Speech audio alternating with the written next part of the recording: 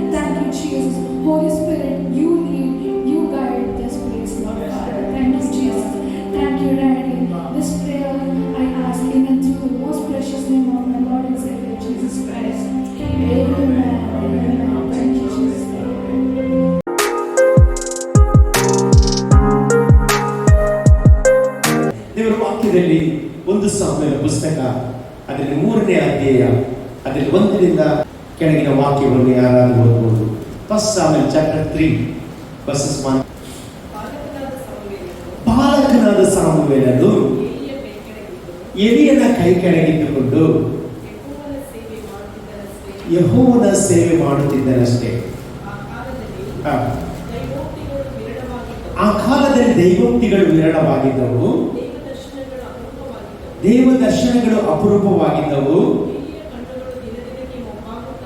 ಎಲಿಯನ ಕಣ್ಣುಗಳು ದಿನದಿನಕ್ಕೆ ಮುಂಬಾಗುತ್ತಾ ಬಂದು ಚೆನ್ನಾಗಿ ಕಾಣದೆ ಹೋಗಿದ್ದವು.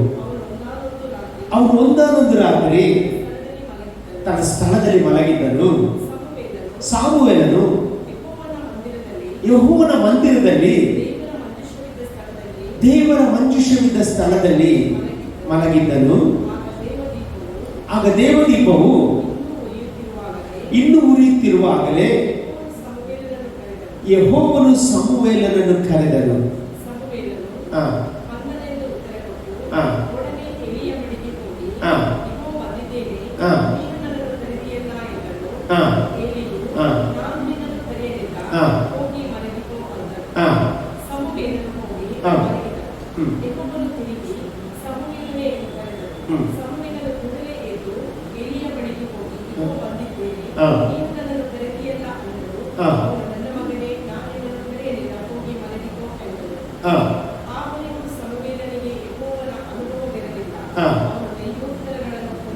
ಸಾಕು, ದೇವರಿಗೆ ಸ್ತೋತ್ರ. ಈ ಒಂದು ಚರಿತ್ರೆ ಎಲ್ಲರಿಗೂ ಸಹ ಗೊತ್ತುಂಟು. ಈ ಒಂದು ವಿಷಯ ಎಲ್ಲ ಸಹ ಕೇಳಿದ ಒಂದು ಸಬ್ಜೆಕ್ಟ್ ಆಗಿದೆ. ಇದರ ವಾಕ್ಯವನ್ನು ಆಧಾರ ಮಾಡಿಕೊಂಡು ನಾನು ಸ್ವಲ್ಪ ಸಮಯ ನಿಮ್ಮೊಂದಿಗೆ ನಾನು ಮಾತನಾಡಲಿಕ್ಕೆ ಇಷ್ಟಪಡುವವನಾಗಿದ್ದೇನೆ. ಇಲ್ಲಿ ದೇವರ ವಾಕ್ಯ ಹೇಳ್ತದೆ, ಬಾಲಕನಾದ ಸಾಮುವೇಲನು ಎಲಿಯ ಕೈ ಕೆಳಗಿದ್ದುಕೊಂಡು ಯೆಹೋವನ ಸೇವೆ ಮಾಡುತ್ತಿದ್ದಾನೆ ಎಂಬುದಾಗಿ ಅಲ್ಲಿ ದೇವರ ವಾಕ್ಯ ಪ್ರಾರಂಭವಾಗ್ತದೆ. ಸಾಮುವೇಲನ ಬಗ್ಗೆ ನಮಗೆ ಗೊತ್ತುಂಟು. 12 ಬೇಡಿಕೊಂಡು ಪಡೆದುಕೊಂಡ ಮಗ ಯಾರಾಗಿದ್ರು? ಸಾಮುವೇಲನಾಗಿದ್ರು. ಈ ಸಾಮುವೇಲ ಎಲಿಯ ಕೈ ಕೆಳಗೆ ಅವನು ಸೇವೆ ಮಾಡಲಿಕ್ಕೆ ಪ್ರಾರಂಭ ಮಾಡಿದ. ಸೇವೆ ಮಾಡುತ್ತಿರುವಾಗ ಅಲ್ಲಿ ಬೈಬಲ್ ಹೇಳ್ತದೆ, ಯಾಜಕನಾದ ಎಲಿಯನ ಬಗ್ಗೆ ನಾವು ನೋಡುವುದಾದ್ರೆ ಅಲ್ಲಿ ಏನಾಗಿರ್ತದೆ? ದೇವ ದರ್ಶನಗಳು ಏನಾಗಿದ್ದು? ಅಪೂರ್ವವಾಗಿದ್ದು, ಅಂದ್ರೆ ವಿರಳವಾಗಿದ್ದವು. ಮಾತ್ರವಲ್ಲ, ಅಲ್ಲಿ ಬೈಬಲ್ ಇನ್ನೊಂದು ವಾಕ್ಯ ಇರ್ತದೆ ಏನಂತಂದ್ರೆ, ಎಲಿಯ ಕಣ್ಣುಗಳು ದಿನದಿನಕ್ಕೆ ಮೊಬ್ಬಾಗುತ್ತಾ ಬಂದು ಚೆನ್ನಾಗಿ ಕಾಣದೆ ಹೋಗಿದ್ದವು ಎಂಬುದಾಗಿ ಅಲ್ಲಿ ವಾಕ್ಯ ಇರ್ತದೆ. ಅಂದ್ರೆ ಆ ಸಮಯದಲ್ಲಿ ದೇವರ ಒಂದು ಉತ್ತರ ಕಾಣ್ತಾ ಇಲ್ಲ, ದೇವರ ಮಾತು ಅಲ್ಲಿ ಪ್ರಕಟವಾಗ್ತಿರ್ಲಿಲ್ಲ. ಎಲ್ಲ ಏನಾಗಿತ್ತು? ವಿರಳವಾಗಿತ್ತು ಎಂಬುದಾಗಿ ಸತ್ಯವೇದದಲ್ಲಿ ಹೇಳಲಿಕ್ಕೆ ಹೇಳಲಿಕ್ಕೆ ನಾವು ಸಾಧ್ಯವಾಗುತ್ತದೆ. ಯಾಕಂತ ಹೇಳಿದ್ರೆ ನೋಡಿ, ಎಲಿಯ ಬಗ್ಗೆ ನಾವು ನೋಡುವುದಾದ್ರೆ ಅವನೊಂದು ಒಳ್ಳೆಯ ಯಾಜಕನಾಗಿದ್ದ. ಆದರೆ ಅವನ ಜೀವಿತದಲ್ಲಿ ಅವನು ದೇವರಿಗಿಂತ ಹೆಚ್ಚಾಗಿ ಯಾರನ್ನು ಪ್ರೀತಿ ಮಾಡಿದ? ಮಕ್ಕಳನ್ನು ಪ್ರೀತಿ ಮಾಡಿದ. ನಾನು ಹೇಳ್ತೇನೆ, ಇವತ್ತು ನೀವು ದೇವರಿಗಿಂತ ಹೆಚ್ಚಾಗಿ ಮಕ್ಕಳನ್ನು ಪ್ರೀತಿ ಮಾಡಬೇಡ್ರಿ, ದೇವರಿಗಿಂತ ಹೆಚ್ಚಾಗಿ ಕೆಲಸವನ್ನು ಪ್ರೀತಿ ಮಾಡಬೇಡ್ರಿ. ಫಸ್ಟ್ ಪ್ರೀತಿ ಯಾರನ್ನು ಮಾಡ್ಬೇಕಂತ ಹೇಳಿದ್ರೆ ದೇವರನ್ನು ಪ್ರೀತಿ ಮಾಡಬೇಕು. ಆಮೇಲೆ ಅಲ್ಲಿ ಫಸ್ಟ್ ಪ್ರಿಫರೆನ್ಸ್ ನಮ್ಮ ದೇವರಿಗೆ ಕೊಡಬೇಕು. ಇವತ್ತು ಎಷ್ಟು ಜನ ಹೇಳ್ತೇನೆ, ನನ್ನ ದೇವರಿಗೆ ಪ್ರಥಮ ಸ್ಥಾನವನ್ನು ಕೊಡ್ತೇನೆ. ಅಲ್ಲಿ ಇವತ್ತು ನಾನು ಹೇಳ್ತೇನೆ, ನೀವು ಇವತ್ತು ದೇವರಿಗೆ ಪ್ರಥಮ ಸ್ಥಾನವನ್ನು ಕೊಟ್ಟು ಇಲ್ಲಿ ಬಂದಿದ್ದೀರಲ್ಲ, ನಾನು ಹೇಳ್ತೇನೆ, ನಿಮ್ಮ ದೇವರು, ನನ್ನ ದೇವರು ನಿಮಗೆ ದರ್ಶನಗಳನ್ನು ಕೊಡುವ ದೇವರವನಾಗಿದ್ದಾರೆ. ಅಂದಿನ ಕಾಲದಲ್ಲಿ ದರ್ಶನಗಳು ವಿರಳವಾಗಿತ್ತು, ದೇವರ ಮಾತುಗಳು ವಿರಳವಾಗಿತ್ತು. ಕಾರಣ ಎಲಿ ಏನಂತ ಹೇಳಿದ್ರೆ, ತನ್ನ ಮಕ್ಕಳಿಗೆ ಬೋಧಿಸಬೇಕಾದವನು, ಜನರಿಗೆ ಬೋಧಿಸಬೇಕಾದವನು, ತನ್ನ ಸ್ವಂತ ಮಕ್ಕಳಿಗೆ ಬೋಧಿಸಲಿಕ್ಕೆ ಅವನೇನಾಗಿದ್ದ? ಅವನೇನಾಗಿದ್ದ? ಅಶಕ್ತನಾಗಿದ್ದ. ಆಮೇಲೆ ಅವನಿಗೆ ದೇವರ ವಾಕ್ಯದ ಬಗ್ಗೆ ಗೊತ್ತುಂಟು, ದೇವರ ವಿಷಯ ಗೊತ್ತುಂಟು. ಆದರೆ ಅವನು ತನ್ನ ಮಕ್ಕಳಿಗೆ ಹೇಳುವುದರಲ್ಲಿ ಅವನೇನ್ ಮಾಡಿದ? ಹಿಂಜಾರಿದ. ಇವತ್ತು ನಾನು ಹೇಳ್ತೇನೆ, ಫಸ್ಟ್ ನಾವು ನಮ್ಮ ಮಕ್ಕಳಿಗೆ ಹೇಳಬೇಕು. ಆಮೇಲೆ ನಮ್ಮ ಮಕ್ಕಳಿಗೆ ಹೇಳ್ಬೇಕು. ಯಾಕೆ ಗೊತ್ತಿಲ್ಲ? ನಮ್ಮ ಮಕ್ಕಳು ಅಲ್ಲಿ ಅವರು ಬೆಳೆದು ಬರುವಾಗ ಅವರು ಕ್ರಿಸ್ತನಲ್ಲಿ ಬೆಳೆದು ಬರಬೇಕು. ನಮ್ಮ ಮಕ್ಕಳು ಚಿಕ್ಕ ಪ್ರಾಯದಲ್ಲಿ ದೇವರ ಶಬ್ದವನ್ನು ಕೇಳುವವರಾಗಿರಬೇಕು. ಅಲ್ಲಿ ನೋಡಿ, ಅಲ್ಲಿ ಎಲಿಯ ಯಾಜಕನ ಬಗ್ಗೆ ನಾವು ನೋಡುವುದಾದ್ರೆ ಅವನ ಮಕ್ಕಳು ಏನಾದ್ರಂತೆ? ಅಲ್ಲಿದ್ದ ಏನ್ ಮಾಡಿದ್ರು? ವ್ಯಭಿಚಾರ ಮಾಡಲಿಕ್ಕೆ ಶುರು ಮಾಡಿದ್ರು. ಆದ್ರಿಂದ ದೇವರಿಗೆ ಅಲ್ಲಿ ಸಿಟ್ಟು ಬಂತು. ಯಾರಿಗೆ? ಎಲಿಯನ ಜೊತೆ ಏನ್ ಮಾಡ್ತಿದ್ರ? ಎಲಿ ಯಾಜಕನ ಜೊತೆ ಏನ್ ಮಾಡ್ತಿರ್ಲಿಲ್ಲ, ಮಾತನಾಡ್ತಿರ್ಲಿಲ್ಲ. ಅವರ ಕಣ್ಣು ಏನಾಗಿತ್ತಂತೆ? ಒಬ್ಬಾಗಿ ಆಗಿತ್ತಂತೆ. ಕಣ್ಣು ಏನನ್ನು ತೋರಿಸ್ತದೆ ಅಂತ ಹೇಳಿದ್ರೆ ದರ್ಶನವನ್ನು ತೋರಿಸ್ತದೆ. ಆಮೇಲೆ ನಮ್ಮ ಆತ್ಮಿಕ ಕಣ್ಣುಗಳು ತೆರೆಯಲ್ಪಟ್ಟಾಗ ಮಾತ್ರವೇ ಪರಲೋಕದ ಶಬ್ದವನ್ನು ಕೇಳಲಿಕ್ಕೆ ಸಾಧ್ಯವಾಗುತ್ತದೆ. ನೋಡಿ, ಈ ಎಲಿಯ ಯಾಜಕನ ಕಣ್ಣುಗಳು ಒಬ್ಬಾಗಿತ್ತಂತೆ. ಆದ್ರೆ ಮೋಶೆಯ ಬಗ್ಗೆ ಹೇಳುವುದಾದ್ರೆ ಮೋಶೆಯ ಕಣ್ಣುಗಳು ಯಾವ ರೀತಿಯಲ್ಲಿ ಗೊತ್ತಿಲ್ಲ. ಧರ್ಮೋಪದೇಶ ಕಾಂಡ ಪುಸ್ತಕ 34ನೇ ಅಧ್ಯಾಯ 7ನೇ ವಾಕ್ಯವನ್ನು ಓದುವುದಾದ್ರೆ ನಿಮಗೆ ಗೊತ್ತಾಗ್ತದೆ. ಡ್ಯೂಟರಮಿ ಚಾಪ್ಟರ್ 34 ವರ್ಸ್ 7. ಮೋಶೆಯು ಸಾಯುವಾಗ 120 ವರ್ಷದವನಾಗಿದ್ದನು. 120 ವರ್ಷ ಪ್ರಾಯದವನಾಗಿದ್ದನು. ಅವನ ಕಣ್ಣು ಮೊಬ್ಬಾಗಲಿಲ್ಲ. ಅವನ ಕಣ್ಣುಗಳು ಮೊಬ್ಬಾಗಲಿಲ್ಲ. ಅವನ ಜೀವಕಳೆ ಕುಂದಿ ಹೋಗಿರಲಿಲ್ಲ. ಅವನ ಜೀವಕಳೆ ಏನಾಗಲಿಲ್ಲ, ಕುಂದಿ ಹೋಗಲಿಲ್ಲ. ನೋಡಿ ಪ್ರಿಯರೇ, ಮೋಶೆ 120 ಪ್ರಾಯವಾಗುವಾಗ ಅವನ ಕಣ್ಣುಗಳಲ್ಲಿ ದರ್ಶನವನ್ನು ಕಾಣುತ್ತಾ ಇದ್ದಾನೆ. ಅವನು ದೇವರ ಶಬ್ದವನ್ನು ಕೊನೆಯ ಬಯಸಿ ಕೇಳಿದ. ಇವತ್ತು ನಾನು ಹೇಳ್ತೇನೆ, ದೇವರ ಶಬ್ದವನ್ನು ಕೇಳುವ ಮಕ್ಕಳು ನಾವಾಗಬೇಕು. ಆಮೇಲೆ ಅಲ್ಲಿ ದೇವರಿಗೆ ಅವಿಧೇಯರಾದರೆ ನಾವು ದೇವರ ಶಬ್ದವನ್ನು ಕೇಳುವುದಿಲ್ಲ, ದೇವರ ದರ್ಶನವನ್ನು ಕಾಣುವುದಿಲ್ಲ. ದೇವರ ಮಕ್ಕಳೇ, ಇವತ್ತು ದೇವರ ಶಬ್ದವನ್ನು ಕೇಳಲಿಕ್ಕೆ ಇವತ್ತು ಎಷ್ಟು ಜನ ಇಲ್ಲಿ ಇಷ್ಟಪಡ್ತಾ ಇದ್ದೀರಿ? ಆಮೇಲೆ ಅಲ್ಲೆಲೂಯಾ. ನಾನು ಹೇಳಲಿಕ್ಕೆ ಇಷ್ಟಪಡ್ತೇನೆ, ದೇವರ ಸಾನ್ನಿಧ್ಯ ನಷ್ಟಪಡಿಸುವವರ ಸಹವಾಸವನ್ನು ನಾವು ಮಾಡಬಾರ್ದು. ನಾವು ಯಾವಾಗಲೂ ದೇವರ ಸನ್ನಿಧಾನವನ್ನು ಪ್ರೀತಿಸುವವರ ಸಹವಾಸ ಮಾಡಬೇಕು. ಅಲ್ಲಿ ನಾನು ಹೇಳ್ತೇನೆ, ನೀವು ಒಬ್ಬರಿಗೊಬ್ಬರು ಎನ್ಕರೇಜ್ ಮಾಡ್ರಿ. ಯಾಕೆ ಗೊತ್ತಿಲ್ಲ, ದೇವರ ವಾಕ್ಯ ನಿನ್ನ ಜೀವಿತದಲ್ಲಿ ಮಹಿಮೆಯಾದ ಕಾರ್ಯ ಮಾಡುತ್ತಾರೆ. ಇವತ್ತು ನಾನು ಹೇಳ್ತೇನೆ, ಎಲ್ಲರೂ ಅದ್ಭುತದಿಂದ ಹೋಗ್ತಾರೆ. ಅವರಿಗೆ ದೇವರ ವಾಕ್ಯ ಬೇಡ, ಅದ್ಭುತ ಬೇಕು. ನಾನು ಹೇಳ್ತೇನೆ, ಅದು ಟೆಂಪರರಿ. ಆದ್ರೆ ದೇವರ ವಾಕ್ಯದ ಹಿಂದೆ ಹೋದ್ರೆ ನಿನ್ನ ಜೀವಿತದಲ್ಲಿ ನೀನು ಬೇಡಿದ್ದಕ್ಕಿಂತ ಯೋಚಿಸಿದ್ದಕ್ಕಿಂತ ಸಹ ಅತ್ಯಂತ ಕೊಡುವ ದೇವರು ನಮ್ಮ ಮಧ್ಯದಲ್ಲಿದ್ದಾರೆ. ಅಲ್ಲಿ ಹಾಗಾದ್ರೆ ದೇವರ ಶಬ್ದವನ್ನು ನಾವು ಕೇಳಬೇಕು. ದೇವರ ಶಬ್ದ ಕೇಳದಿದ್ರೆ ಏನಾಗ್ತದೆ ನೋಡಿ. ಜ್ಞಾನೋಕ್ತಿ ಪುಸ್ತಕ 29ನೇ ಅಧ್ಯಾಯ 18ನೇ ವಾಕ್ಯ. Proverbs chapter 29 verse 18. ಜ್ಞಾನೋಕ್ತಿ ಪುಸ್ತಕ 29ನೇ ಅಧ್ಯಾಯ 18ನೇ ವಾಕ್ಯ. ದೇವದರ್ಶಕ ಇಲ್ಲದಿರುವಲ್ಲಿ ಜನರು ಅಂಕಿ ಮೇರುವರು.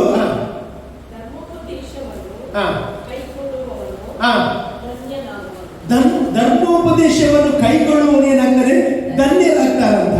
ಇದು ಏನ್ ಹೇಳ್ತದೆ ಅಂತ ಹೇಳಿದ್ರೆ, ದೇವರ ಶಬ್ದ ಕೇಳದಿದ್ದರೆ ಅವನ ಅವಸ್ಥೆ ಏನಾಗ್ತದೆ, ನೀಚ ಅವಸ್ಥೆ ಆಗ್ತದೆ ಎಂಬುದಾಗಿ.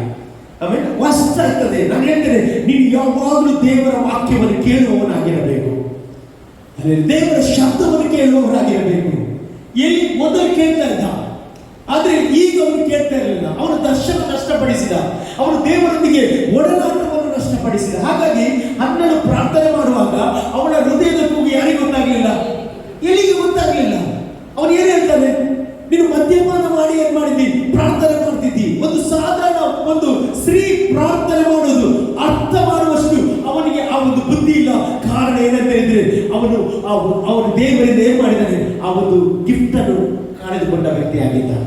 ನಾನು ಹೇಳ್ತೀನಿ, ಇವತ್ತು ಯಾವುದು ಕಳೆದುಕೊಂಡ್ರು ಸಹ ದೇವರನ್ನು ನಾವು ಕಳೆದುಕೊಳ್ಳಬಾರದು. ದೇವರ ವಾಕ್ಯವನ್ನು ಬಿಟ್ಟು ನಾವು ಎಡಕ್ಕೆ ಬಲಕ್ಕೆ ನಾವು ತಿರುಗಬಾರದು. ಯಾಕಂತ ಹೇಳಿದ್ರೆ ನಾವು ನಮ್ಮ ದೇವರಿಗೋಸ್ಕರ ಜೀವಿಸುವವರಾಗಿರಬೇಕು. ಇವತ್ತು ಎಷ್ಟು ಜನ ಹೇಳ್ತೀವಿ, ನಾನು ನನ್ನ ಕುಟುಂಬಕ್ಕೋಸ್ಕರ ಜೀವಿಸುವುದಿಲ್ಲ, ನಾನು ನನ್ನ ದೇವರಿಗೋಸ್ಕರ ಜೀವಿಸ್ತೇನೆ.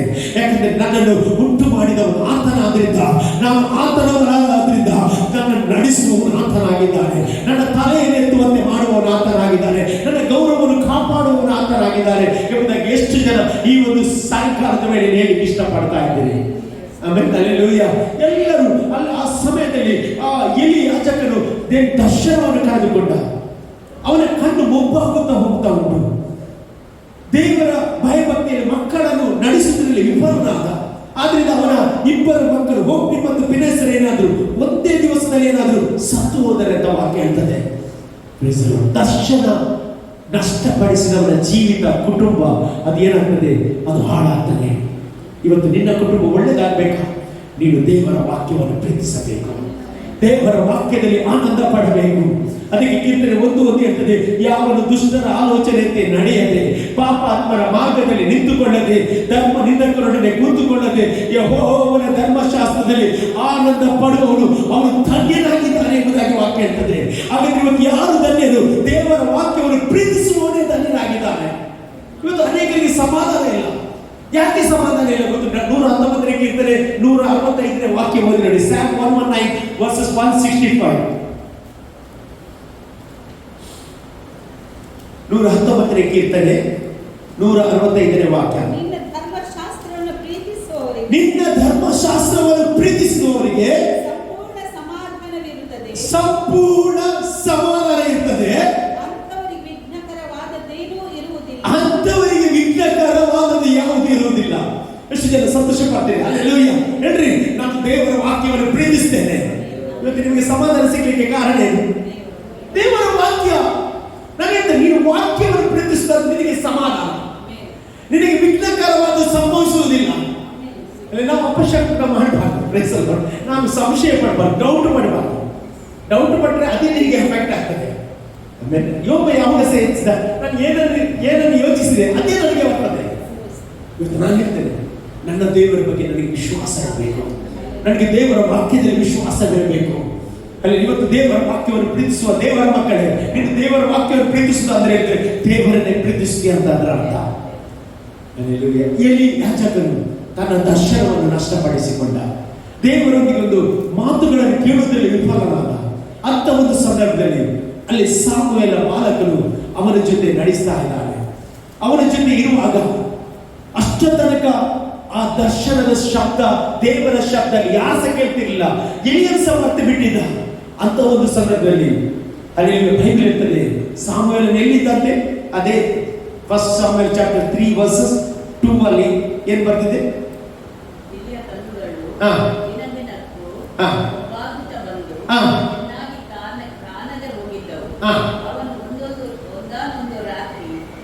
ಅವನು ಒಂದಾನೊಂದು ರಾತ್ರಿ ತನ್ನ ಸ್ಥಳದಲ್ಲಿ ಮಲಗಿದ್ದನು.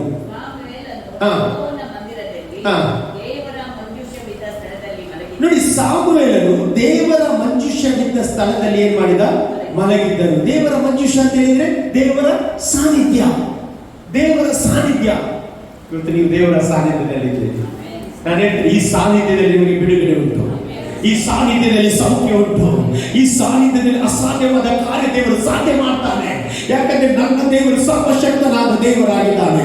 ಅಲ್ಲಿ ಆತನು ಮಾಡುವ ಕಾರ್ಯಗಳು ಸಹ ನಾವು ಬೇಡಿದ್ದಕ್ಕಿಂತ ಸಹ, ಯೋಚಿಸಿದ್ದಕ್ಕಿಂತ ಸಹ ಆತನು ತನ್ನ ಶಕ್ತಿಯ ಮೂಲಕ ಇವತ್ತು ನಿಮ್ಮ ಮಧ್ಯೆ ಮಾಡಲಿಕ್ಕೆ ಒಂದು ಶಕ್ತನಾದ ದೇವರಾಗಿದ್ದಾನೆ. ಅಲ್ಲಿ ಬೈಬಲ್ ಇರ್ತದೆ, ದೇವರ ಮಂಜೂಷದಲ್ಲಿ ಹತ್ತಿರ ಏನ್ ಮಾಡಿದ್ದಾನೆ? ಅವರು ಯುದ್ಧ ಸ್ಥಳದಲ್ಲಿ ಮಲಗಿದ್ದನು. ಮತ್ತೆ ದೇವ ದೀಪವು ಇನ್ನೂ ಉರಿಯುತ್ತಿರುವಾಗಲೇ ಯೆಹೋವನು ಯಾರನ್ನು ಕರೆದ? ಸಾಮುವೇಲನನ್ನು ಕರೆದಂತೆ. ಇದುವರೆಗೆ ಯಾವ ಶಬ್ದ ಇಲ್ಲ. ಆಗ ಅಲ್ಲಿ ಒಂದು ದೇವರ ಸಾನ್ನಿಧ್ಯದಲ್ಲಿ ಒಂದು ಶಬ್ದ. ಇವತ್ತು ಎಷ್ಟು ಜನ ಆ ಶಬ್ದವನ್ನು ಕೇಳಲಿಕ್ಕೆ ಇಷ್ಟಪಡ್ತೇನೆ? ನಾನು ನಂಬ್ತೇನೆ, ನೀವು ಆ ಶಬ್ದವನ್ನು ಕೇಳಲಿಕ್ಕೆ ಹೋಗ್ತಾ ಇದ್ದಾರೆ. ಇದುವರೆಗೆ ಕೇಳದ ಶಬ್ದ, ದೇವರ ಶಬ್ದವನ್ನು ನೀವು ಕೇಳುವುದಾದ್ರೆ, ನಿಮ್ಮನ್ನು ದೇವರಿಗೆ ಮೀಸಲಿಡುವುದಾದ್ರೆ, ದೇವರು ತನ್ನ ಮಾತಿನ ಮೂಲಕ ಆತ ನಿಮ್ಮೊಂದಿಗೆ ಮಾತನಾಡಲಿಕ್ಕೆ ಅವನು ಶಕ್ತನಾಗಿದ್ದಾನೆ. ಹಲ್ಲೆಲೂಯಾ. ಬೈಬಲ್ ದೀಪವು ಆರ್ಲಿಲ್ಲ ಅಂತೆ. ನಮಗೆಲ್ಲ ಗೊತ್ತುಂಟು, ದೀಪ ಆರ್ಲಿಕ್ಕೆ ಏನ್ ಮಾಡಬಾರ್ದು? ಬಿಡಬಾರ್ದು. ದೇವರ ಮಂಜೂಷದಲ್ಲಿ ಯಾವಾಗಲೂ ದೀಪ ಉರಿತಾ ಇರ್ಬೇಕಂತೆ. ನೋಡಿ, ವಿಮೋಚನಕಾರರ ಪುಸ್ತಕ 27ನೇ ಅಧ್ಯಾಯ 20ನೇ ವಾಕ್ಯ ನೋಡಿ. Exodus chapter 27 versus 20. ವಿಮೋಚನಕಾರರ ಪುಸ್ತಕ 27ನೇ ಅಧ್ಯಾಯ 20ನೇ ವಾಕ್ಯ. ದೀಪವು ಯಾವಾಗಲೂ ಉರಿಯುವಂತೆ ಇಸ್ರಾಯೇಲರು ಎಣ್ಣೆ ಮರದ ಕಾಯಿಗಳನ್ನು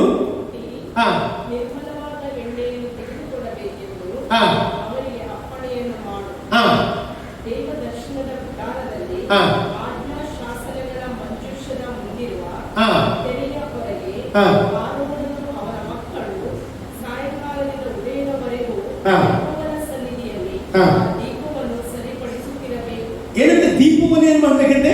ಸರಿಪಡಿಸ್ತಾರೆ. ಅಂದ್ರೆ ಯಾಕೆಂದ್ರೆ ಆ ದೀಪ ಏನಾಗಬಾರ್ದು? ಆರಿ ಹೋಗ್ಬಾರ್ದು.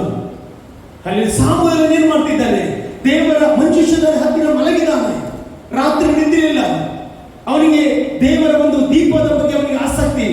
ಇವತ್ತು ನಾನು ಹೇಳ್ತೇನೆ, ದೇವರ ಆಲಯದ ಬಗ್ಗೆ ನೀನು ಆಸಕ್ತಿ ವಹಿಸುವುದಾದರೆ, ನಾನು ಹೇಳಿದ್ರೆ ಪರಲೋಕ ಸುಮ್ಮನೆ ಇರುವುದಿಲ್ಲ, ಪರಲೋಕದ ದೇವರು ಸುಮ್ಮನೆ ಇರುವುದಿಲ್ಲ.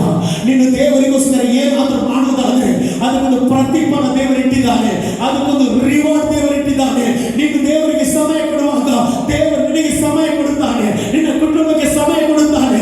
ಯಾಕೆಂತ ಹೇಳಿದ್ರೆ ಅವನು ಭಯಂಕರನಾದ ದೇವರಾಗಿದ್ದಾನೆ. ಆತನು ಯಾರಿಗೂ ಸಾಲಗಾರನಲ್ಲ. ಇವತ್ತು ನಾನು ಹೇಳ್ತೇನೆ, ನೀವು ದೇವರಿಗೋಸ್ಕರ ಈ ಒಂದು ಸಮಯವನ್ನು ಮೀಸಲಿಡುವಾಗ ದೇವರು ನಿಮಗೋಸ್ಕರ ಮೀಸಲಿಡುತ್ತಾನೆ. ನಮಗೆ ಅಪರಾಧ ಬರಬಹುದಿತ್ತು, ಅದು ದೇವರು ನಮಗೋಸ್ಕರ ಮೀಸಲಾಗಿಟ್ಟಿದ್ದಾನೆ. ಸಮಯವನ್ನು ದೇವರು ನಿರ್ವಹಿಸಿದವನಾದ್ರಿಂದ ಆ ಸಮಯಕ್ಕೆ ಸರಿಯಾಗಿ ದೇವರು ಕಾಯುವ ದೇವರು ನಮ್ಮ ದೇವರಾಗಿದ್ದಾನೆ. ಇವತ್ತು ನಾವು ಕಾಪಾಡಲಿಕ್ಕೆ ಕಾರಣ ದೇವರಿಗೆ ನಾವು ಸಮಯ ಕೊಟ್ಟದ್ರಿಂದ. ಈ ಸಮಯ ಯಾವಾಗಲೂ ದೇವರು ನೆನಪಿಗೆ ತರ್ತಾನೆ. ಸಾಧಾರಣ ಮಧ್ಯಾಹ್ನ ಎಲ್ಲ ಮಲಗುವ ಸಮಯ, ಆದ್ರೆ ಮಲಗುವ ಸಮಯವನ್ನು ಬಿಟ್ಟು ದೇವರಿಗೋಸ್ಕರ ನಿದ್ರೆಯನ್ನು ಬಿಟ್ಟು ದೇವರ ಮಂದಿರಕ್ಕೆ ಬರುವ ದೇವರ ಮಕ್ಕಳೇ, ಸಾಮುವೇಲನು ನಿದ್ರೆಯನ್ನು ತ್ಯಜಿಸಿ ದೇವರ ದೀಪದ ಬಗ್ಗೆ ಕಾಳಜಿ ವಹಿಸಿದ. ಇವತ್ತು ನೀವು ದೇವರ ಆಲಯದ ಬಗ್ಗೆ ಕಾಳಜಿ ವಹಿಸುವಾಗ ದೇವರು ನಿಮ್ಮ ಕುಟುಂಬವನ್ನು ಆಶೀರ್ವಾದ ಮಾಡ್ತಾರೆ, ನಿಮ್ಮ ತಲೆಮಾರನ್ನು ಆಶೀರ್ವಾದ ಮಾಡ್ತಾರೆ, ನಿಮ್ಮ ಸ್ಟಡೀಸ್ ಅನ್ನು ಆಶೀರ್ವಾದ ಮಾಡ್ತಾರೆ, ನಿಮ್ಮ ಸೇವೆಯನ್ನು ಆಶೀರ್ವಾದ ಮಾಡ್ತಾರೆ, ನಿಮ್ಮ ಭವಿಷ್ಯವನ್ನು ಆತನು ಆಶೀರ್ವಾದ ಮಾಡುವ ದೇವರಾಗಿದ್ದಾನೆ. ಆತನಿಗೆ ಆಶೀರ್ವಾದ ಮಾಡುವುದು ಗೊತ್ತುಂಟು. ಆತ ತನ್ನ ಮಕ್ಕಳನ್ನು ಆಶೀರ್ವಾದ ನಿಧಿಯಾಗಿ ಮಾರ್ಪಡಿಸುವ ದೇವರಾಗಿದ್ದಾನೆ. ನೋಡಿ, ಅವನ ಒಂದು ಆ ದಾಹ ನೋಡಿ, ದೇವರಿಗೋಸ್ಕರ ದಾಹ ನೋಡಿ, ಅವನ ದೀಪವನ್ನು ಸರಿ ಮಾಡ್ತಾ ಇದ್ದಾನೆ. ಆರಿ ಹೋಗದಾಗೆ ಅದರ ಬಗ್ಗೆ ಕಾಳಜಿ ವಹಿಸ್ತಿದ್ದಾನೆ. ಹಾಗೇನಾಯ್ತು? ಒಂದನೆಂದು ಉತ್ತರ ಕೊಟ್ಟು ಹಾ. ಒಡನೆ ಹಾ. ಹಿರಿಯನ ಬಳಿಗೆ ಹೋಗಿ, ಹಾ. ಇಗೋ ಬಂದಿದ್ದೇನೆ, ಹಾ. ನೀನು ನನ್ನನ್ನು ಕರೆದಿಯಲ್ಲ ಎಂದರು. ಹಾ. ಎಲಿಯು, ಹಾ. ನಾನು ನಿನ್ನನ್ನು ಕರೆಯಲಿಲ್ಲ, ನಾನು ನಿನ್ನನ್ನು ಕರೆಯಲಿಲ್ಲ. ಹೋಗಿ ಮಲಗಿಕೋ ಅಂದನು. ಹಾ. ಸಾಮುವೇಲನು ಹೋಗಿ ಮಲಗಿದನು. ಹಾ. ಯೆಹೋವನು ತಿರುಗಿ ಹಾ. ಸಾಮುವೇಲನೇ ಹಾ. ಕರೆದನು. ಹಾ. ಸಾಮುವೇಲನು ಕೂಡಲೇ ಎದ್ದು ಎಲಿಯ ಬಳಿಗೆ ಹೋಗಿ, ಹಾ. ಇಗೋ ಬಂದಿದ್ದೇನೆ, ಹಾ. ನೀನು ನನ್ನನ್ನು ಕರೆದಿಯಲ್ಲ ಅನ್ನಲು. ಹಾ. ಅವನು, ನನ್ನ ಮಗನೇ, ನಾನು ನಿನ್ನನ್ನು ಕರೆಯಲಿಲ್ಲ, ಹಾ. ಹೋಗಿ ಮಲಗಿಕೋ ಎಂದನು. ಹಾ. ಆವರೆಗೂ ಸಾಮುವೇಲನಿಗೆ ಯೆಹೋವನ ಅನುಭವವಿರಲಿಲ್ಲ. ಯೆಹೋವನ ಅನುಭವ ಯಾರಿಗಿರಲಿಲ್ಲ? ಸಾಮುವೇಲನಿಗಿರಲಿಲ್ಲ. ಆದ್ರೆ ಎಲ್ಲಿಗೆ ಅನುಭವ ಇತ್ತು. ನೋಡಿ, ನಾನು ಹೇಳುವ ಪ್ರಶ್ನೆ ಏನಂತ ಹೇಳಿದ್ರೆ, 2 ಸಲ ಸಾಮುವೇಲ ಬಂದು ಹೇಳುವಾಗ ಅವನಿಗೆ ಹೇಳ್ಬೋದಿತ್ತಲ್ಲ, ಇದು ಯಾರ ಸ್ವರ? ದೇವರ ಸ್ವರ ಎಂಬುದಾಗಿ. ಇವತ್ತು ಯಾವಾಗಲೂ ಸಹ ಒಬ್ಬರ ಜೀವಿತದಲ್ಲಿ ದೇವರು ಮಾತನಾಡಿದ್ರೆ ಆಗ ನಾವು ಅದಕ್ಕೆ ರೆಸ್ಪಾನ್ಸ್ ಮಾಡಬೇಕು. ಅಲ್ಲಿ ಒಂದು ಪಕ್ಷ ಈಗ ಶರ್ಲಿ ನನ್ನ ಹತ್ರ ಬಂದು, ಪಾಸ್ಟರ್ ನನಗೆ ಈ ರೀತಿಯ ಒಂದು ಕೆಲಸ ಆಯ್ತು ಅಂತ ಹೇಳುವಾಗ ನಾನು ಅದಕ್ಕೆ ಗೌರವ ಕೊಡದಿದ್ರೆ ಅವಳಿಗೆ ಏನಾಗ್ತದೆ? ಅದು ಬೇಸರ ಆಗ್ತದೆ. ಅದು ಅವಳಿಗೆ ನಷ್ಟ, ಅದು ಕ್ಯಾರಿ ಆಗೋದಿಲ್ಲ. ಕ್ಯಾರಿ ಆಗ್ಬೇಕಾದ್ರೆ ನಾನು ಅದಕ್ಕೆ ಅವನ ಬಗ್ಗೆ ಹೇಳ್ಬೇಕು. ಆತನ ಬಗ್ಗೆ ಹೇಳುವಾಗ ಅವಳು ಇನ್ನೊಂದು ದಿವಸ ಇನ್ನೊಂದು ದರ್ಶನವನ್ನು ಕಾಣ್ತಾಳೆ. ಅಲ್ಲಿ ದೇವರ ಮಕ್ಕಳನ್ನು ಯಾವಾಗಲೂ ಉರಿಯುವ ಬೆಂಕಿಯಾಗಿ ನಾವು ಮಾಡಬೇಕು. ಅದೇ ದೇವರ ಒಂದು ಸೇವಕರ ಒಂದು ಕರ್ತವ್ಯವಾಗಿದೆ. ಆದರೆ ಎಲಿಯನ ಕರ್ತವ್ಯ ಅದಾಗಿರಲಿಲ್ಲ. ಎಲಿಯನು ಬೇಕಾ ಬೇಡವೇ ಎಂಬುದಾಗಿ ವರ್ತಿಸಲಿಕ್ಕೆ ಸ್ಟಾರ್ಟ್ ಮಾಡಿದ. ಎಲಿಯನು ಹೇಳ್ತಿದ್ದಾನೆ, ನಾನು ನಿನ್ನನ್ನು ಕರೀಲಿಲ್ಲ, ಹೋಗಿ ಮಲಗು ಎಂಬುದಾಗಿ ಹೇಳ್ತಾ ಇದ್ದಾನೆ. ದೇವರ ಮಕ್ಕಳೇ, ಈ ಲೋಕದವರು ನಿನ್ನನ್ನು ತಳ್ಳಿ ಬಿಡಬಹುದು, ಆದರೆ ದೇವರು ನಿನ್ನನ್ನು ಎತ್ತುವ ದೇವರಾಗಿದ್ದಾರೆ. ನನ್ನ ದೇವರು ಕರುಣೆಯುಳ್ಳ ದೇವರಾಗಿದ್ದಾರೆ. ನನ್ನ ದೇವರು ಕೃಪೆಯುಳ್ಳ ದೇವರಾಗಿದ್ದಾರೆ. ಆದರೆ ದೇವರು ಅಲ್ಲಿಗೆ ನಿಲ್ಲಿಸಲಿಲ್ಲ. 2ನೇ ಬಾರಿ ಸಾಮುವೇಲನನ್ನು ಕರೀತಾರೆ. 2ನೇ ಬಾರಿ ಕರೆಯುವಾಗ ಸಹ ಅಲ್ಲಿ ಅವ್ರು ಹೇಳ್ತಾ ಇದ್ದಾರೆ, ನಿನ್ನ ತಿಳಿದ್ರೆ ನಾನು ನಿನ್ನನ್ನು ಕರೀಲಿಲ್ಲ, ನೀನು ಹೋಗಿ ಮಲಗು ಎಂಬುದಾಗಿ ಹೇಳುವಾಗ ದೇವರು ಅಲ್ಲಿ ನಿಲ್ಲಿಸಲಿಲ್ಲ. ತಿರುಗಿ 3ನೇ ಸಾರಿ ಸಾಮುವೇಲನ ಎಂಬುದಾಗಿ ಕರೆಯುತ್ತಾನೆ.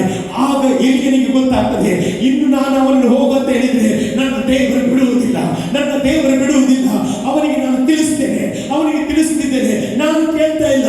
ಆದರೆ ನನ್ನ ಅಂಡರಲ್ಲಿರುವ ಈ ಒಂದು ಸೇವಕನಿಗೆ, ಈ ಒಂದು ಚಿಕ್ಕ ಹುಡುಗನಿಗೆ ದೇವರ ಶಬ್ದವನ್ನು ಕೇಳುವುದಾದರೆ ನಾನು ಅದನ್ನು ತಡೆಯಲಿಕ್ಕೆ ಆಗುವುದಿಲ್ಲ, ನಾನು ಅವನ ಬ್ಲೆಸ್ಸಿಂಗ್ ಅನ್ನು ತಡೆಯಲಿಕ್ಕೆ ಆಗುವುದಿಲ್ಲ. ಯಾಕಂತ ಹೇಳಿದ್ರೆ ದೇವರ ಸಾಮುವೇಲನ ಬಗ್ಗೆ ಪರ್ಪಸ್ ಇಟ್ಟಿದ್ದಾನೆ, ಯೋಜನೆ ಇಟ್ಟಿದ್ದಾನೆ, ಪ್ಲಾನ್ ಮಾಡಿದ್ದಾನೆ. ಅದನ್ನು ತೆಗೆಯಲಿಕ್ಕೆ ನನ್ನಿಂದ ಆಗುವುದಿಲ್ಲ ಎಂಬುದಾಗಿ ಎಲಿಯನಿಗೆ ಗೊತ್ತಿದ್ದಾಗೆ ಇವತ್ತು ನಾನು ಹೇಳಲಿಕ್ಕೆ ಇಷ್ಟಪಡ್ತೇನೆ, ನಿನ್ನ ಜೀವಿತ, ನಿನ್ನ ಭವಿಷ್ಯ, ನಿನ್ನ ಯೋಜನೆ ದೇವರ ಕರದಲ್ಲಿರುವುದರಿಂದ ನೀನು ಭಯಪಡುವ ಅಗತ್ಯ ಇಲ್ಲ.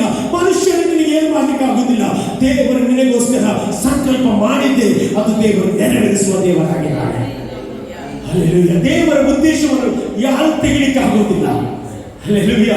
ಅವನಿಗೆ ಒಂದು ವಿಷಯ ಗೊತ್ತಾಯ್ತು, ಇನ್ನು ನನ್ನಿಂದ ಅವನನ್ನು ತಡೆಯಲಿಕ್ಕೆ ಆಗುವುದಿಲ್ಲ. ದೇವರ ಮಕ್ಕಳು, ನೀನು ದೇವರಿಗೋಸ್ಕರ ನಿಲ್ಲುವಾಗ ಅನೇಕ ಇಂಥ ಸಂಗತಿಗಳು ಬರುತ್ತದೆ. ಆದರೆ ನೀನು ಭಯಪಡಬೇಡ, ನಿನ್ನನ್ನು ಕರೆದ ದೇವರು ನಂಬಿಕಸ್ಥನಾಗಿದ್ದಾನೆ. ಅವನ ನಂಬಿಕಸ್ಥಿತಿಗೆ ಯಾವಾಗ ಸಹ ಬಿದ್ದು ಹೋಗುವುದಿಲ್ಲ. ಇವತ್ತು ಈ ವಾಕ್ಯವನ್ನು ಕೇಳುತ್ತಿರುವಾಗ ನಿನಗೊಂದು ಧೈರ್ಯವಾಗಲಿ. ಯಾಕಂತ ಹೇಳಿದ್ರೆ ನನ್ನ ದೇವರು ಹಲ್ಲೆಲೂಯಾ ನಿನಗೆ ಗೊತ್ತಾಗುವ ತನಕ ಆತನು ಕರೆಯುವ ದೇವರಾಗಿದ್ದಾನೆ. ಹಲ್ಲೆಲೂಯಾ. ಅವನು ಕೂಡಲೇ ಹೇಳ್ತಾ ಇದ್ದಾನೆ, ಈಗ ಇನ್ನು ಮೇಲೆ ಕಂಡ್ರೆ ನೀನು ಹೀಗೆ ಇರಬೇಕು, ಈಗ ನಾನು ಇಲ್ಲಿದ್ದೇನೆ, ನೀನು ನನ್ನೊಂದಿಗೆ ಮಾತನಾಡಿ ಎಂಬುದಾಗಿ ಹೇಳುವಾಗ ಸಾಮುವೇಲನ ಅದೇ ರೀತಿ ಮಾತನಾಡುವಾಗ ದೇವರು ಅವನ ಜೊತೆ ಮಾತನಾಡ್ತಾ ಇದ್ದಾನೆ. ಹಲ್ಲೆಲೂಯಾ. ನೋಡಿ, ಆ ಎಲಿ ಯಾಜಕನು, ಅವನ ಕುಟುಂಬ, ಅವನ ತಲೆಮಾರು ಯಾಜಕ ಸೇವೆ ಮಾಡ್ತಾ ಇದ್ರು. ಆದರೆ ದೇವರು ಏನ್ ಮಾಡ್ತಿದ್ದಾರೆ, ಅಲ್ಲಿ ಒಂದು ಸಾಮುವೇಲ ಎಂಬ ಹುಡುಗ ದೇವರಲ್ಲಿ ಆಸಕ್ತಿ ವಹಿಸ್ತಾ ಇದ್ದಾರೆ. ದೇವರ ಮಂಜೂಷದ ಅಲ್ಲಿ ಬಲಗೆಗೊಂಡಿರ್ತಾನೆ. ದೇವರ ದೀಪ ನೊಂದಿ ಹೋಗಲಾಗಿ ಅವನು ಕಾಯ್ತಾ ಇದ್ದಾನೆ. ನಮಗೆಲ್ಲ ಗೊತ್ತು ದೇವರ ಮನುಷ್ಯದಲ್ಲಿ ಏನು ದೇವರ ಮಂಜೂಷದ ಪೆಟ್ಟಿಗೆ ಒಳಗೆ ಏನುಂಟು? ಆರೋನನ ಕೋಲು ಉಂಟು. ಮತ್ತೆ ಮನ್ನಾ, ಇನ್ನೊಂದೇನು ಮನ್ನಾ. ಮೂರನೇದೇನು? ಹಲಿಗೆ, ದೇವರ ವಾಕ್ಯದ ಹಲಿಗೆ ಅಂದ್ರೆ ದಶ ಆಜ್ಞೆ. ಅದು ಮೂರು ಎಲ್ಲಿ ಉಂಟು? ದೇವರ ಮಂಜೂಷದ ಒಳಗೆ ಉಂಟು. ಮನ್ನ ಏನು ತೋರಿಸ್ತದೆ ಅಂತ ಹೇಳಿದ್ರೆ, ಇಸ್ರೇಲ್ 40 ವರ್ಷ ಅವರು ದುಡಿಯದೆ ಅವರಿಗೆ ಬೇಕಾದ ಆಹಾರ ಪರಲೋಕದಿಂದ ಕೊಟ್ಟದ್ದು ಅದು ನಿದರ್ಶನವಾಗ್ತದೆ. ಇವತ್ತು ನಾನು ಹೇಳ್ತೇನೆ, ನಿನಗೆ ಇವತ್ತು ತನಕ ಸಹ ಹೊಟ್ಟೆಗೆ ಕಮ್ಮಿ ಆಗದ ಹಾಗೆ ನಿನ್ನನ್ನು ಪೋಷಿಸುವ ಒಬ್ಬ ದೇವರಿದ್ದಾನೆ ಎಂಬುದಾಗಿ ಅದರ ಅರ್ಥ. ನೀನು ದೇವರನ್ನು ಪ್ರೀತಿಸುವುದಾದ್ರೆ, ದೇವರ ವಾಕ್ಯವನ್ನು ಪ್ರೀತಿಸುವುದಾದ್ರೆ, ದೇವರ ಆಲಯವನ್ನು ಪ್ರೀತಿಸುವುದಾದ್ರೆ, ನೀನು ಹೊಟ್ಟೆಯ ಬಗ್ಗೆ ಚಿಂತೆ ಮಾಡಬೇಡ, ನಿನ್ನ ಆರೋಗ್ಯದ ವಿಷಯದಲ್ಲಿ ಚಿಂತೆ ಮಾಡಬೇಡ. ಆತನು ಪರಲೋಕದಿಂದ ಅನ್ನವನ್ನು ಕೊಡ್ಲಿಕ್ಕೆ ಸಾಧ್ಯವಾದ್ರೆ, ಪರಲೋಕದಿಂದ ನಿನಗೆ ಆರೋಗ್ಯ ಕೊಡ್ಲಿಕ್ಕೆ, ನಿನಗೆ ಸಂಪತ್ತು ಕೊಡ್ಲಿಕ್ಕೆ, ನಿನಗೆ ಆಹಾರ ಕೊಡ್ಲಿಕ್ಕೆ ಅವನು ಶಕ್ತನಾದ ದೇವರಾಗಿದ್ದಾನೆ. ನೀನು ಆಸೆ ಪಡಬೇಕು ದೇವರ ಮಂದಿರದಲ್ಲಿ ಇರಬೇಕು ಎಂಬುದಾಗಿ. ಅಲ್ಲಿ ಎರಡನೇದಾಗಿ ಆರೋನನ ಕೋಲು. ಅಲ್ಲಿ ನಮಗೆಲ್ಲ ಗೊತ್ತುಂಟು, ಆ ಸಮಯದಲ್ಲಿ ಇಸ್ರೇಲರೆಲ್ಲ ಮಾತನಾಡಲಿಕ್ಕೆ ಶುರು ಮಾಡಿದ್ರು. ಆರೋನ ಮತ್ತು ಮೋಶೆ ಇಬ್ಬರೇ ಇರುವುದಾ? ಬೇರೆ ಯಾರಿಲ್ಲವಾ? ಮೋಶೆಯ ವಿರುದ್ಧ ಆರೋನ ವಿರುದ್ಧ ಮಾತನಾಡಲಿಕ್ಕೆ ಶುರು ಮಾಡುವಾಗ ದೇವರು ಮೋಶೆಗೆ ಹೇಳ್ತಾ ಇದ್ದಾನೆ, ನೀನು 12 ಕುಲವನ್ನು ಒಟ್ಟು ಮಾಡಿ ಅವರ ಒಂದೊಂದು ಕೋಲನ್ನು ದೇವರ ಮಂಜೂಷದವರಿಗೆ ಇಡಲಾಗ. ಆಗ ದೇವರು ಯಾರ ಕೋಲನ್ನು ಚಿಗುರಿಸ್ತಾನೆ? ಆರೋನನ ಕೋಲನ್ನು ಚಿಗುರಿಸ್ತಾನೆ. ಅಲ್ಲಿ ಆಗ ಅವರಿಗೆ ಗೊತ್ತಾಗ್ತದೆ ಯಾರು ಸೇವೆ ಮಾಡಬೇಕು, ಆರೋನನ ಸಂತತಿಯವರು ಸೇವೆ ಮಾಡಬೇಕೆಂಬುದಾಗಿ ಹೇಳಿ ಆರೋನನ್ನು ನೇಮಕ ಮಾಡ್ತಾರೆ. ಅಲ್ಲೆಲ್ಲ ಹೀಗೆ ಸೇವೆ ಮಾಡುತ್ತಾ ಬಂದಾಗ ಎಲಿಯನು ಸಹ ಅದೇ ರೀತಿಯಲ್ಲಿ ಸೇವೆ ಮಾಡ್ತಾ ಇದ್ದ.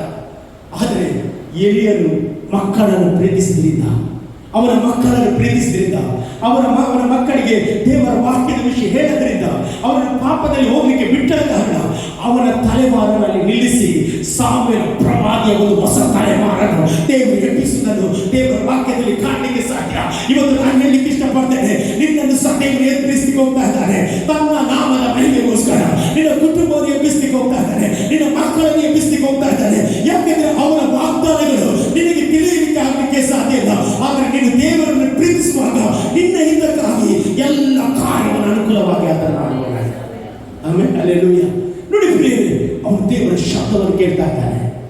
ಆ ಸಮಯದಲ್ಲಿ ವಿರಳವಾಗಿತ್ತು, ಶಬ್ದ ಯಾರು ಕೇಳ್ತಾ ಇರಲಿಲ್ಲ, ಆದರೆ ಸಾಮುವೇಲನು ಆ ಶಬ್ದವನ್ನು ಕೇಳ್ತಾ ಇದ್ದಾನೆ.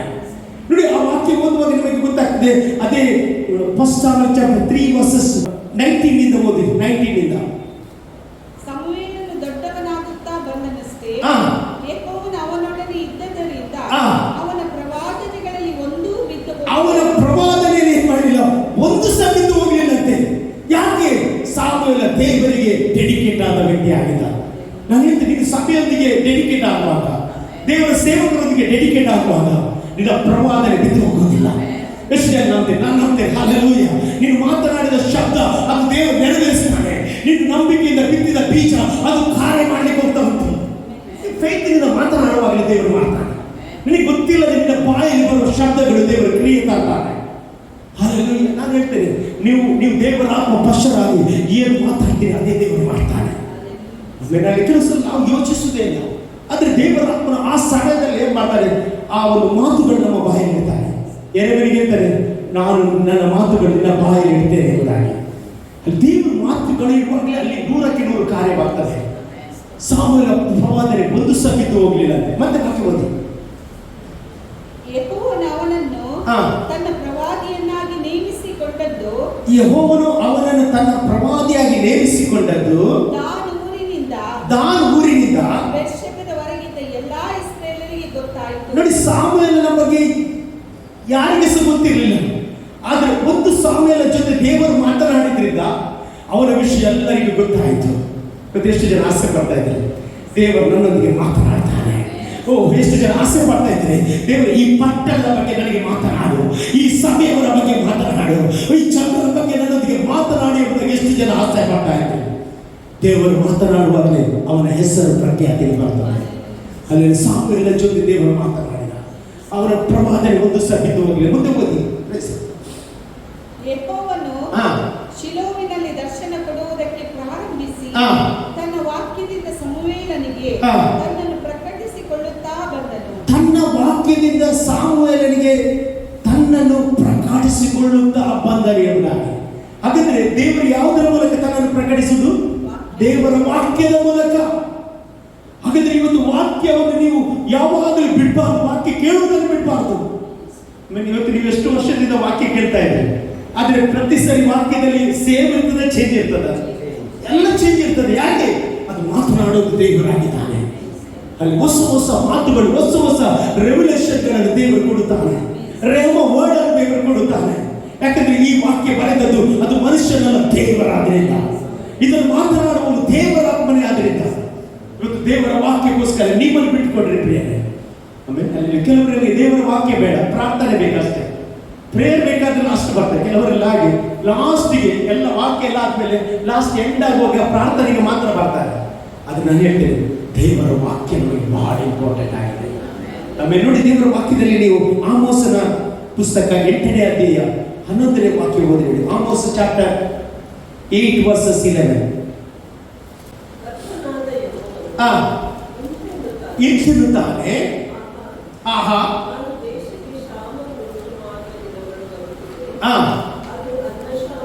ಅದು ಅನ್ನಕ್ಷಾಮವಲ್ಲ, ನೀರಿನ ಕ್ಷಾಮವಲ್ಲ, ಏನಂತೆ? ಯೆಹೋವನ ವಾಕ್ಯಗಳ ಕ್ಷಾಮ. ಮತ್ತೆ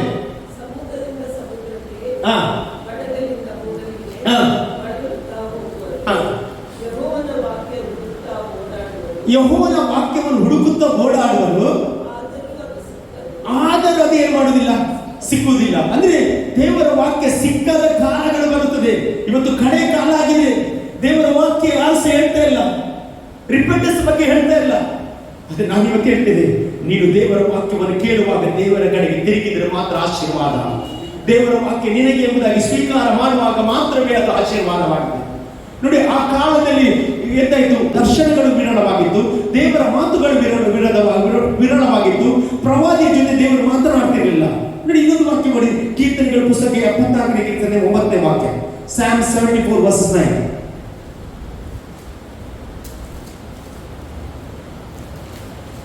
74 verses 9. ಕೀರ್ತನೆ 74:9. ನಮ್ಮ ಆರಾಧನಾ ಚಿಹ್ನೆಗಳು ಈಗ ಕಾಣುವುದಿಲ್ಲ. ಒಂದು ಸಮಯದಲ್ಲಿ ಆರಾಧನೆ ನಡೀತಿತ್ತು. ಇವತ್ತು ಮೊದಲೆಲ್ಲ ದೇವರ ಮಕ್ಕಳ ಮನೆಯಲ್ಲಿ ಯಾವ ಆರಾಧನೆ, ಈಗ ಆರಾಧನೆ ಕಾಣ್ತೀರ ನೀವು? ಮನೆಯಲ್ಲಿ ಯಾವ ನೋಡಿದ್ರೆ ಯಾವ ಶಬ್ದ ಕೇಳ್ತದೆ? ಟಿವಿಯ ಶಬ್ದವ, ಏನಾದ್ರೆ ಬೇರೆ ಶಬ್ದ ಕೇಳ್ತದೆ. ಇವತ್ತು ಕಡೆ ಕಾಲ ಆಗಿದೆ. ಈ ಸಮಯದಲ್ಲಿ ವಾಕ್ಯ ವಿರಳವಾಗ್ತದೆ, ಆರಾಧನೆ ವಿರಳವಾಗ್ತದೆ. ಆದರೆ ದೇವರ ಮಗನೇ, ನಿನ್ನ ಮನೆಯಲ್ಲಿ ಆರಾಧನೆ ಚಿಹ್ನೆ ಯಾವಾಗಲೂ ಗೊತ್ತಾಗಬೇಕು. ನೀನೊಂದು ದೇವರ ಮಗನು, ಮಗಳು ಎಂಬುದಾಗಿ ಸೈತಾನನಿಗೆ ಗೊತ್ತಾಗಬೇಕು. ಅಲ್ಲಿ ಆರಾಧನೆ ಚಿಹ್ನೆಗಳು ವಿರಳವಾಗ್ತದೆ. ಮತ್ತೆ ಮುಂಚೆ ಇದ್ದಂತೆ ಈಗ ಪ್ರವಾದಿಗಳು ಯಾರು ಇಲ್ಲ.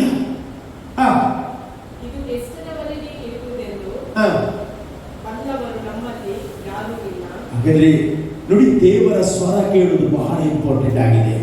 ಇವತ್ತು ನಾನು ಹೇಳ್ತೇನೆ, ದೇವರ ಶಬ್ದ ಕೇಳುವಾಗ ಆ ಮಾತನಾಡುವುದು ದೇವರ ಆತ್ಮನಾಗಿದ್ದಾನೆ. ಆಮೇಲೆ ನಾವು ಎಲಿಯನ ಬಗ್ಗೆ ನಾವು ನೋಡ್ತೇವೆ. ಈ ಎಲಿಯನಿಗೆ ನಾವು ನೋಡೋದಾದ್ರೆ ನಾವು ನೋಡ್ತೇವೆ, ಅವನಿಗೆ ದೇವರ ವಾಕ್ಯ ಉಂಟಾಯ್ತಂತೆ. ದೇವರ ವಾಕ್ಯ ಉಂಟಾಗಿ ಯಾರ ಮುಂದೆ ನಿಲ್ಲಿ ಕೇಳಿದ? ಅಹಬನ ಮುಂದೆ ನಿಂತು ಹೇಳ್ತಾ ಇದ್ದಾನೆ, ನಾನು ಹೇಳುವ ತನಕ ಕೆಲವು ವರ್ಷ ಏನಾಗುವುದಿಲ್ಲ, ಮಳೆ ಆಗುವುದಿಲ್ಲ. ನೋಡಿ, ಅವನಿಗೆ ದೇವರ ವಾಯ್ಸ್, ದೇವರ ಶಬ್ದ ಕೇಳ್ತಾ ಇದ್ದಾನೆ. 18ನೇ ಅಧ್ಯಾಯದಲ್ಲಿ ನೋಡಿ, ತಿರುಗಿ ಅವನು ಹೇಳ್ತಾ ಇದ್ದಾನೆ, ದೇವರವರೊಟ್ಟಿಗೆ ವಾಕ್ಯ ಉಂಟಾಗಿ ಹೇಳ್ತಾ ಇದ್ದಾನೆ. ಏನಂತ ಹೇಳಿದ್ರೆ, ಈಗ ಮಳೆ ಬರ್ಲಿಕ್ಕೆ ಹೋಗ್ತಾ ಉಂಟು. ಅವನು ಯಾವಾಗ ದೇವರ ಶಬ್ದವನ್ನು ಕೇಳ್ತಾನೆ, ಅವನು ಅದನ್ನೇ ಹೇಳಲಿಕ್ಕೆ ಅವನು ಭಯಪಡಲಿಲ್ಲ, ಯಾರನ್ನು ಸಹ ಭಯಪಡಲಿಲ್ಲ, ಅಹಬನಿಗೆ ಎದುರು ನಿಲ್ಲಿಕ್ಕೆ ಸಹ ಭಯಪಡುವುದಿಲ್ಲ. ಆಗ ಒಬ್ಬಂದಿ ಅಂತ ಹೇಳ್ತಾನೆ, ಅವನ ಬಳಿಗೆ ಬಂದು ಹೇಳ್ತಾನೆ, ಅಹಬನ ಹತ್ರ ಹೇಳು ನಾನು ಬಂದಿದ್ದೇನೆ ಅಂತ ಹೇಳುವಾಗ ಆ ಒಬ್ಬಂದಿಯನ್ನು ಏನ್ ಮಾಡ್ತಾರೆ, ಭಯ ಪಡ್ತಾರೆ. ಯಾಕೆ ಗೊತ್ತಿಲ್ಲ, ನಿನ್ನ ದೇವರ ಆತ್ಮನ ಬೇರೆ ಕಡೆಗೆ ಕೊಂಡು ಹೋದ್ರೆ ನನ್ನನ್ನು ರಾಜ ಬಿಡ್ತಾರೆ ಎಂಬುದಾಗಿ ಭಯ ಅವನು ಏನ್ ಮಾಡ್ತಾರೆ, ಅವನ ಭಯವನ್ನು ಏನ್ ಮಾಡ್ತಾರೆ, ಅವನು ವ್ಯಕ್ತಪಡಿಸ್ತಾ ಇದ್ದಾರೆ. ನಿಜವಾಗಿ ಒಬ್ಬಂದಿ ದೇವರ ಮಗನಾಗಿದ್ದ. ಅವನು 100 ಮಂದಿ ಏನ್ ಮಾಡ್ತಿದ್ದ, ದೇವರ ಮಕ್ಕಳನ್ನು ಏನ್ ಮಾಡ್ತಿದ್ದ, ಪೋಷಿಸ್ತಿದ್ದಾನೆ, ಪ್ರೊಟೆಕ್ಟ್ ಮಾಡ್ತಿದ್ದ.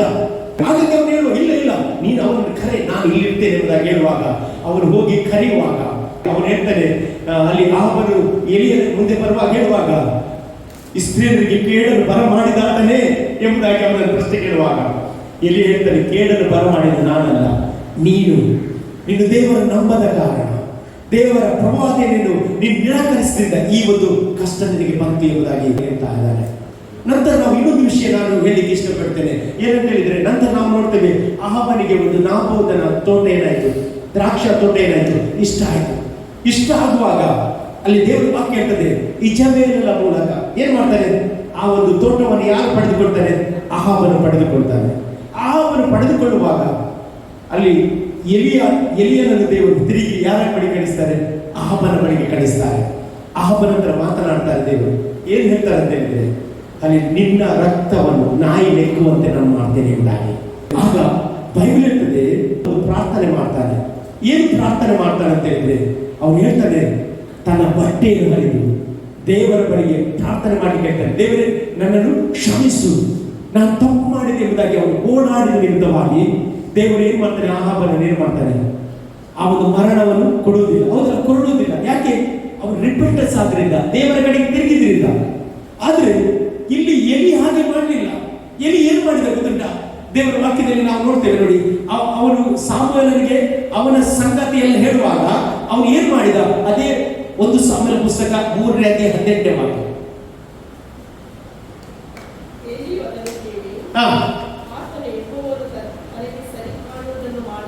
ಏನ್ ಹೇಳಿದವ? ದೇವರು ಸರಿ ಕಾಣುವುದನ್ನು ಮಾಡಲಿ. ದೇವರು ಏನ್ ಹೇಳಿದ್ರು ಗೊತ್ತಿಲ್ಲ, ಅವನ ತಲೆಮಾರನ್ನು ನಾನು ಇನ್ನು ಸೇವೆಯಿಂದ ತೆಗೆದಾಕ್ತೇನೆ ಎಂಬುದಾಗಿ ಅದನ್ನು ಹೇಳಿದ್ದು ಕೇಳಿ ಸಹ ಅವನು ಏನ್ ಮಾಡಲಿಲ್ಲ, ದೇವರ ಕಡೆ ಏನಾಗಲಿಲ್ಲ, ತಿರುಗಿ ರಿಪೆಂಟ್ ಆಗಲಿಲ್ಲ. ಹಾಗೆ ದೇವರ ಮಕ್ಕಳೇ, ನಾನು ನೀವು ಯಾವಾಗಲೂ ದೇವರಿಗೆ ಸರಣರಾಗಬೇಕು. ಅಲ್ಲಿ ಯಾರು ಸರಣರಾಗ್ತಾರೆ ಅವರನ್ನು ದೇವರು ಎತ್ತುತ್ತಾನೆ. ಅದಕ್ಕೆ ಬೈಬಲ್ ಹೇಳಿದ್ರೆ, ಆತನ ತ್ರಾಣವುಳ್ಳ ಹಸ್ತದ ಕೆಳಗೆ ನಿಮ್ಮನ್ನು ತಗ್ಗಿಸಿಕೊಂಡ್ರೆ ಆಗ ಆತನ ಮೇಲೆ ಕೆತ್ತುತ್ತಾನೆ. ನೋಡಿ, ಅವನ ಯಾಚಕ ಸೇವೆ ಹೋಗ್ತಾ ಉಂಟು, ಅವನ ತಲೆಮಾರು ನಾಶವಾಗ್ತಾ ಉಂಟು. ಆದ್ರೂ ಸಹ ಅವನಿಗೆ ದೇವರ ಬಳಿಗೆ ಹೋಗಿ ಕ್ಷಮೆ ಕೇಳ್ಬೋದಿತ್ತು. ದೇವರೇ, ನಾನು ತಪ್ಪು ಮಾಡಿದೆ, ನನ್ನ ಮಕ್ಕಳನ್ನು ಸರಿಯಾಗಿ ನಾನು ನಡೆಸಲಿಲ್ಲ, ಇದರಿಂದ ನನಗೆ ಶಿಕ್ಷೆ ಬಂದಿದೆ, ದೇವರನ್ನು ಕ್ಷಮಿಸು ಅಂತ ಹೇಳುವುದಾದ್ರೆ ನಿಶ್ಚಯವಾಗಿ ದೇವರನ್ನು ಏನ್ ಮಾಡ್ತಿದ್ದ, ಒಂದು ಚಾನ್ಸ್ ಕೊಡ್ತಿದ್ದ.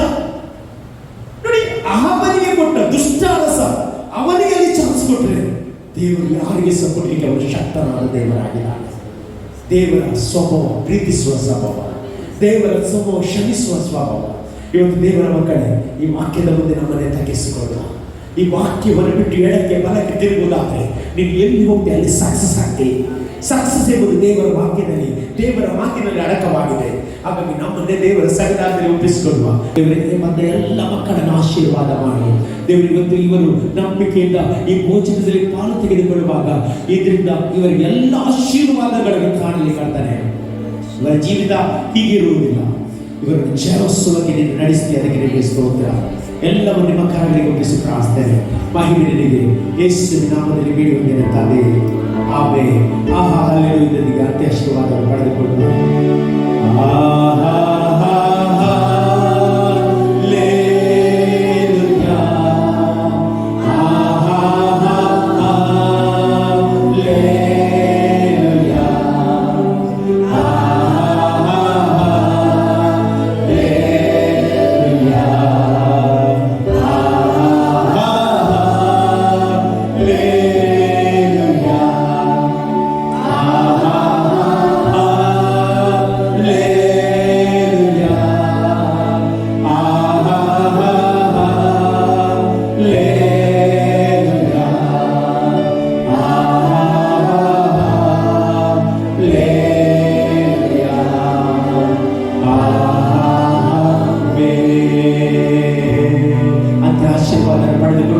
ನಮ್ಮ ಕರ್ತನಾದ ಯೇಸು ಕ್ರಿಸ್ತನ ಕೃಪೆಯು, ತಂದೆಯಾದ ದೇವರ ಪ್ರೀತಿಯು, ಪರಿಶುದ್ಧಾತ್ಮನ ಹನ್ನೆರಡು ಸಹವಾಸ ಸೇರಿ ಬಂದ ಎಲ್ಲ ದೇವರ ಮಕ್ಕಳೊಂದಿಗೂ, ಸಾರಪಟ್ಟ ವಾಕ್ಯದೊಂದಿಗೂ, ಲೋಕದ ನಂಬಿಗಸ್ತರೊಂದಿಗೂ ಇಂದಿನ ಕರ್ತನ 2ನೇ ಬರುವ ತನಕ ನಿತ್ಯ ನಿರಂತರವಾಗಿರಲಿ. ಆಮೆನ್. ಜಯ ದೇವರಿಗೆ 3 ಬಾರಿ